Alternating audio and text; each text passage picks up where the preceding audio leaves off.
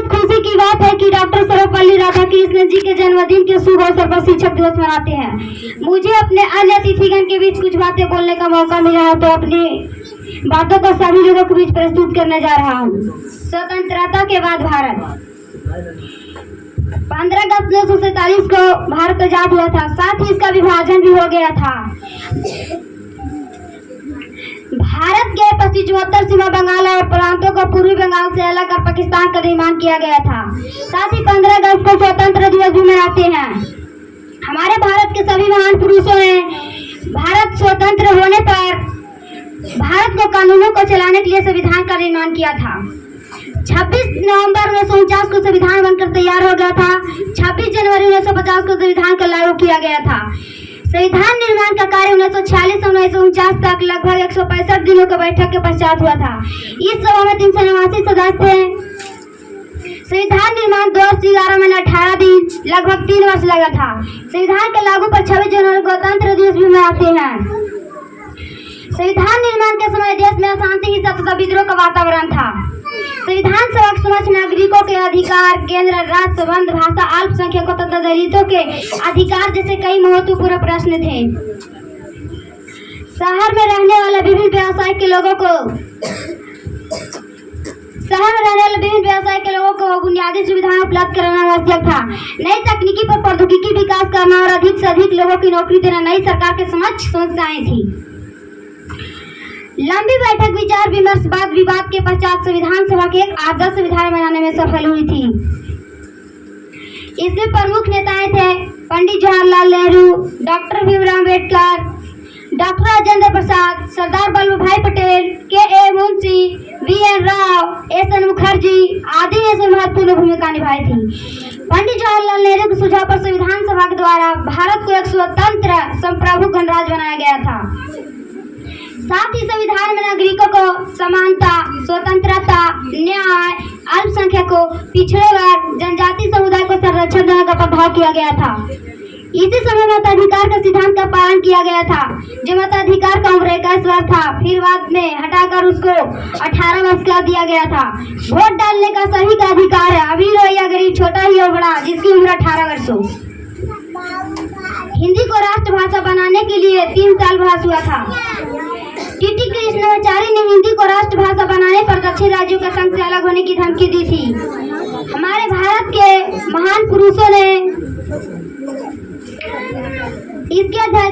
हमारे भारत के महान पुरुष डॉक्टर भीमराव अम्बेडकर, जो संविधान सभा को उपना अध्यक्ष बने थे, उनके जन्म 14 अप्रैल 1891 ईस्वी को मध्य प्रदेश के महू नगर में महार जाति हुई थी। डॉक्टर भीमराव अम्बेडकर अपने घर में 14वें संतान में जन्म लिया था। इनके अल्प आयु में ही माता भीमाबाई का देहांत हो गया था। फिर चाची मीराबाई ने इनका पालन पोषण किया था।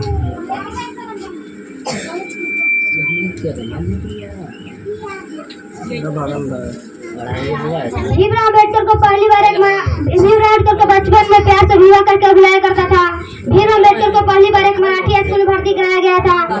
सन 1905 में डॉक्टर भीमराव अम्बेडकर को रामाबाई नाम की कन्या से शादी हुई थी। उस समय 9 वर्ष के था। शादी के बाद डॉक्टर भीमराव अम्बेडकर ने अपने पिता के साथ मुंबई चले गए थे। वहाँ वे एल्फिन आस्टन स्कूल में भर्ती हुई थी। उस स्कूल में छुआछूत की कोई प्रथा नहीं था।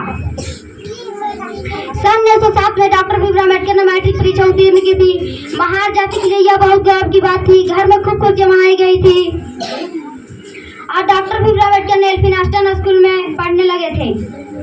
बड़ौदा के महाराजा सियाजीराव गायकवाड़ तृतीय ने प्रसन्न होकर उन्हें 25 रुपये मासिक छात्रवृत्ति देना आरम्भ कर दिया था।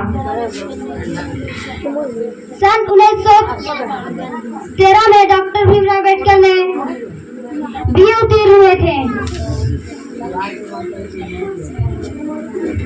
बड़ौदा के महाराजा सियाजीराव गायकवाड़ तृतीय ने उन्हें बड़ौदा बुलाया और दरबार में नौकरी दे दी थी। उसी समय डॉक्टर भीमराव अम्बेडकर के पिता का मृत्यु हो गया था। इस कारण से डॉक्टर भीमराव अम्बेडकर ने नौकरी छोड़ दी थी और कुछ दिन बाद डॉक्टर भीमराव अम्बेडकर ने उच्च शिक्षा के लिए कोलंबिया अमेरिका चले गए थे। वहाँ वे कोलंबिया विश्वविद्यालय में पढ़ते समय डॉक्टर भीमराव अम्बेडकर को अनेक नए कोलंबिया विश्वविद्यालय चले गए थे। अपनी महार जाति के पहले विद्यार्थी थे जिन्हें विदेशी जाने का अवसर मिला था। कोलंबिया विश्वविद्यालय में पढ़ते समय भीमराव अम्बेडकर को अनेक नए हुए थे। वहाँ उन्हें सबका प्यार, समानता का व्यवहार मिला था। डॉक्टर भीमराव अम्बेडकर ने कोलंबिया विश्वविद्यालय में डॉक्टरेट की उपाधि पाई थी। सन 1916 में डॉक्टर भीमराव अम्बेडकर ने कोलंबिया से लंदन आए थे पढ़ने के लिए। यहाँ 3 वर्ष रहकर डॉक्टर भीमराव अम्बेडकर ने अर्थशास्त्र में DSc की उपाधि प्राप्त की थी।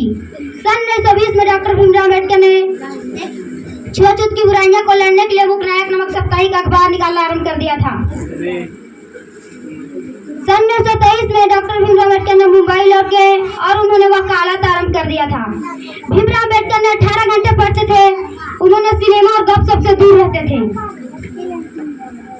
सन 1927 में डॉक्टर भीमराव अम्बेडकर ने बहिष्कृत भारत नामक समाचार पत्र भी निकाला था। सन 1947 में भारत स्वतंत्र होने पर डॉक्टर भीमराव अम्बेडकर ने संविधान सभा के सदस्य बने थे। संविधान के प्रमुख भी उन्हीं को अध्यक्ष तैयार हुआ था। डॉक्टर भीमराव अम्बेडकर ने संविधान में दलितों को समानता का अधिकार दिलाया था और राष्ट्रीय एकता के लिए उन्होंने कई बातें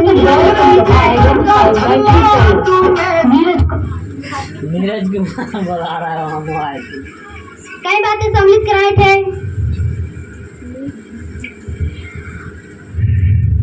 और हमारे सन 1951 में डॉक्टर भीमराव अम्बेडकर ने अपने पद से त्याग पत्र दे दिया था। सन 1955 में डॉक्टर भीमराव अम्बेडकर ने नागपुर में स्वबौद्ध धर्म का स्वीकार कर लिया था और डॉक्टर भीमराव अम्बेडकर को 36 दिसंबर 1956 को अचानक मृत्यु हो गया था। हमारे देश के सभी महान पुरुषों ने राज्यों का पुनर्गठन किया था। मद्रास के लोगों ने जवाहरलाल नेहरू के विरोध प्रकट करने के लिए उन्हें काला झंडा दिखाया था। पोटी श्रीराम मुल्लू ने आंध्र नाम से एक अलग प्रांत बनाने की मांग की थी। मद्रास के तेलुगु भाषी पोटी श्रीराम मुल्लू की अनशन करते समय मौत हो गई। इस कारण से तेलुगु भाषी लोगों के लिए आंध्र प्रदेश में निर्माण हो गया था।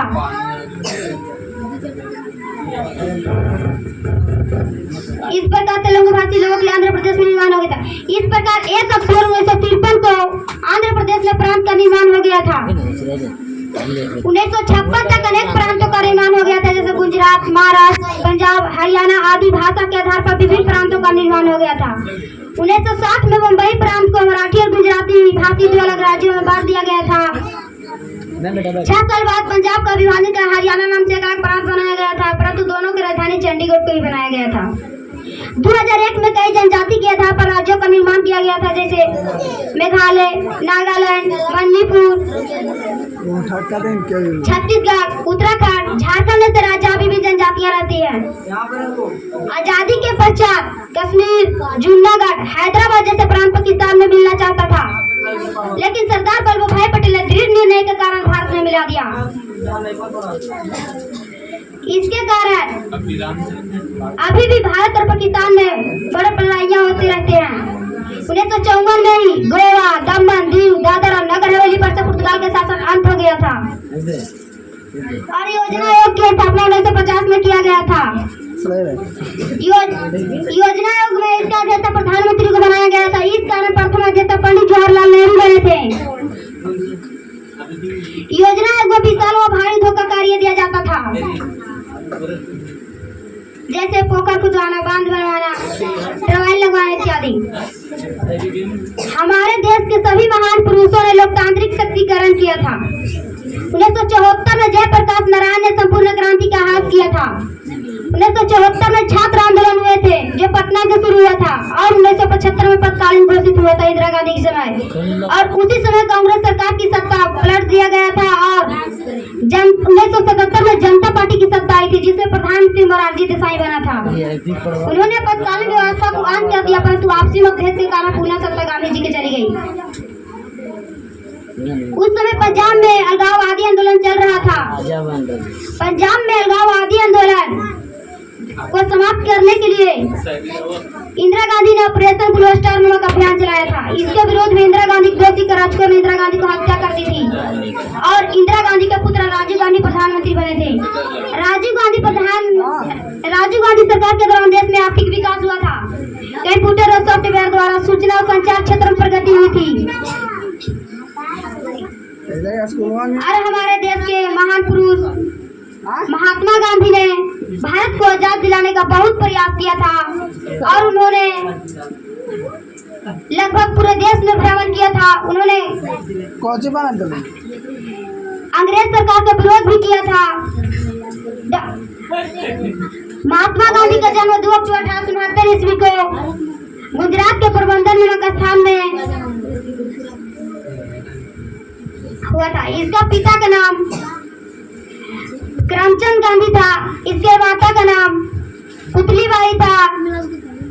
भीमराव अम्बेडकर महात्मा गांधी के बचपन का नाम मोहनदास करमचंद गांधी था। महात्मा गांधी ने पढ़े लिखे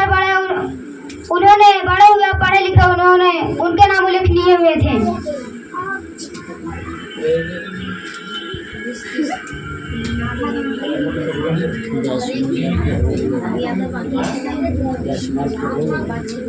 और महात्मा गांधी के शादी हुई थी। महात्मा गांधी का पत्नी का नाम कस्तूरबा गांधी थी। महात्मा गांधी ने महात्मा गांधी के 4 पुत्र थे, हरिलाल, मनीलाल, रामदास, देवदास। महात्मा गांधी ने अपनी आरंभिक जीवन में कई पत्र भी लिखे थे और भारत की आजाद दिलाने के लिए और भारत से अंग्रेज सरकार को भगाने के लिए कई आंदोलन चलाए थे। जैसे गांधी युग में 1947 तक चला था। असहयोग और खिलाफत आंदोलन 1920 से 1922 तक चलाया गया था महात्मा गांधी द्वारा। उसी समय 1919 में अंग्रेज सरकार द्वारा पारित रोलेक्ट एक्ट कानून था, जो भारतीयों को एक दूसरे से बोलने में वंचित करता था और एक दूसरे को बोलता था तो जेल के सजा या उसको मार भी दिया जाता था। इस कारण महात्मा गांधी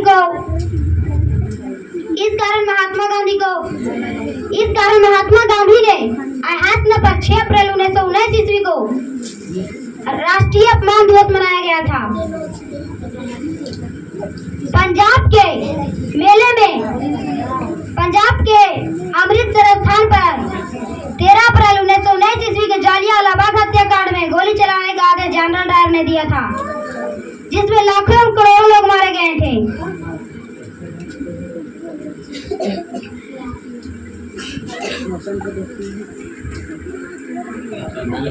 और महात्मा गांधी ने सविनय आज्ञा आंदोलन 1930 में चलाया था और 1934 में वापस ले लिया था।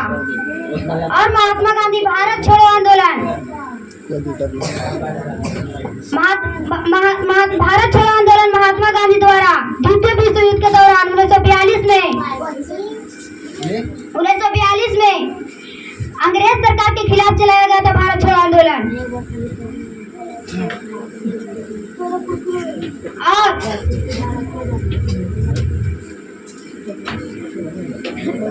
महात्मा गांधी भारत छोड़ो आंदोलन के समय ही आजाद हिंद फौज राष्ट्रीय आंदोलन सुभाष चंद्र बोस ने चलाया था। और महात्मा गांधी हिंदू